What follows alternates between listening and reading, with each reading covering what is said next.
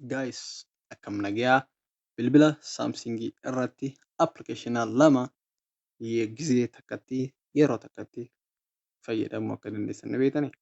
I hope akka beektan viidiyoo kana jalqabaa haga dhumaatti ilaalaa like gochuun eegalla. Mee amma bilbila kiyya kana irratti amma TikTok fi YouTube bakka takkatti haa ilaallaa haa jiru.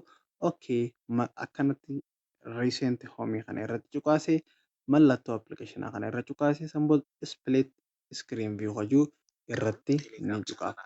Sanbooda appilikeeshinni kun asumaan akkanatti naaf hojjeta. Sanbooda asirraa aappiin barbaade filadheetiin irratti cuqaasaa jechuudha. Okay, YouTube. So guys, akkuma agartan appilikeeshina lachuu gartakkan ilaalaan jira jechuudha. Asirra yoon tuqee appilikeeshina kana lamaan wal naaf jijjiira. Viidiyoo akka jaallattan abdiin qaba. Bye bye.